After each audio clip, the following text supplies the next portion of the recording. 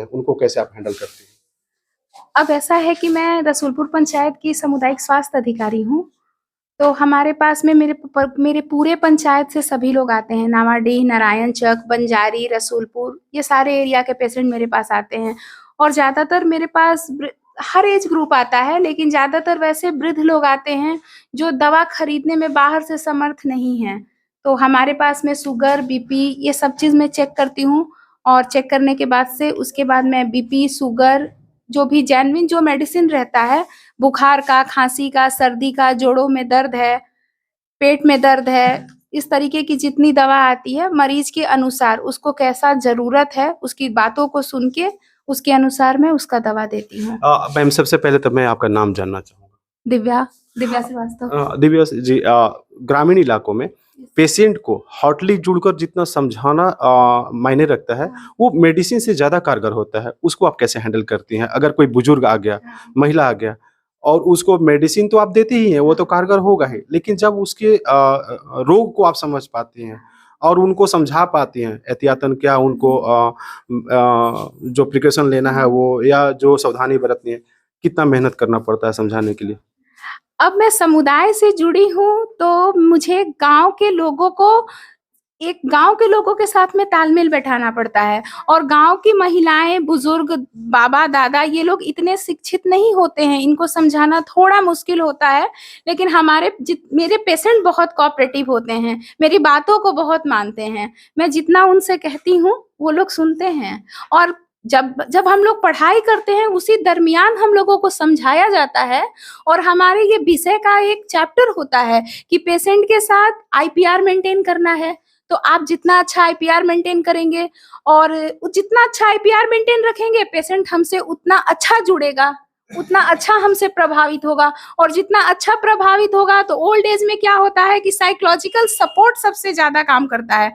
अगर आपने पेशेंट को साइकोलॉजिकल सपोर्ट पे अगर एकदम सेटिस्फाइड कर दिया, संतुष्ट कर दिया, तो मरीज 50% तो ऐसे ठीक हो जाता है और 50% मेडिसिन से ठीक होता है। तो बस ऐसे ही करते हैं। अगर आपके यहाँ पे स्टोर मेडिसिन की हम बात करें, अगर सरकार से हम यूं कहें कि इस तरह के जो उप स्वास्थ्य केंद्र हैं, वहाँ पे जो मेडिसिन है उसकी एबिलिटी और बढ़ाया जाए, क्या कहेंगे आप? पहले क्या था कि स्वास्थ्य उपकेंद्र पे ज्यादातर दवा नहीं रहती थी, लेकिन अभी हमारे यहाँ हर समय ईडीएल चेंज होते रहता है। पुराना ईडीएल दीवार पे डिस्प्ले है, पहले इसके अकॉर्डिंग दवा होता था। अब नया ईडीएल आया है, इसके अकॉर्डिंग हमारे यहाँ 151 प्रकार की दवा होनी चाहिए, जिसपे मेरे पास में 70, 80, 85 अप्रोक्स इतना दवा मैं रखती हूँ। और अभी आगे मैं कल ही अपने यहाँ रोहतास पीएससी पे एक जितना मेडिसिन कम था उसका डिमांड की हूँ, और वो सारा मेडिसिन कल मुझे रोहतास पीएससी से कल मेरे स्वास्थ्य उपकेंद्र पे आ जाएगा। तो 151 प्रकार अभी गवर्नमेंट की नज़र में एक छोटे से पंचायत लेवल पे स्वास्थ्य उपकेंद्र के लिए 151 प्रकार, इट मीन्स बहुत, मतलब एनफ दवा है। और अगर उससे ज्यादा मेडिसिन की जरूरत पड़ती है तो फिर मैं रोहतास पीएससी रेफर करती हूँ पेशेंट को। जी मैम, थैंक यू मेरे साथ जुड़ने के लिए। यहाँ पे पेशेंट है, डॉक्टर साहब कैसन बड़े इलाज डॉक्टर साहब बहुत बढ़िया बड़ी। हाँ हाँ हाँ, हमने जो भी अपना लेकर के आई न जा रोग दो, वो अपना दवा देख करके दे दे। अगर ये डॉक्टर साहब यहाँ नहीं रहती दिव्या, तो आप लोग को तो दूसरे हॉस्पिटल जाना पड़ता, पैसा देना पड़ता, भाड़ा 20 रुपया रोहतास का हो गया है सर। अब वहाँ जाना पड़ता तब 40 रुपया होता, तब न जाते। अब यहाँ मैडम है तो हम लोग नजदीक है, चल आते हैं, अपना दवा मिल जाता है। यहाँ माता जी सब कुछ फ्री में मिल जाला, दवाई फ्री में मिल जाला। हाँ, रोज जौन अपन बात कहे नहीं, डॉक्टर साहब कैसे ओकरा समझ ले नहीं, और भाषा वो समझे नहीं, समझे हमनी तो है ही देहात के, तो यहाँ देहात से न बात कही जाए, और भाषा बढ़िया से समझ ले ली। हाँ, समझिए ना वो हमनी के। बाबा है, उनसे बात कर लेते हैं थोड़ा सा। मैम, आपको परेशान मैं कर रहा हूँ, जो दिव्या मैम है यहाँ पे, आप जैसे बुजुर्गों के लिए कितना वरदान साबित हो रही है? बहुत बढ़िया है डॉक्टर, जो कहते हैं सही सही, और जो हम लोग कहते हैं अनपढ़ है, थोड़ा सा इधर से दिखाइए बाबा, वो अपना समझ जाते हैं, हम लोग विश्वास होता है। दवा बहुत बढ़िया है। इसी तरह से पूरा भीड़ रहता है ना? कोई हर दिन इसी तरह से कोई दिक्कत नहीं है हम लोग जी। हाँ, घरेलू ठेवना दर्द वगैरह का सारा इलाज कर देती है मैम, उसी के लिए आए हैं। दवा। हाँ हाँ, यूँ कहे कि जो डॉक्टर दिव्या आई हैं ग्रामीण इलाकों में दूसरे भगवान के रूप में आई हैं क्या? भगवान के रूप में तो जरूर आई हैं और बहुत अच्छा ही ढंग से इलाज करती हैं। और इलाज करने के दौरान हम लोग जितने भी रोगी लोग आते हैं, इनकी इज्जत भी हम लोग उतना ही ढंग से करते हैं। हाँ बाबा, जितने भी ये लोग एएनएम लोग हैं कि आप लोग सबसे पहले अपने जनता से जुड़िए, आपको जाने।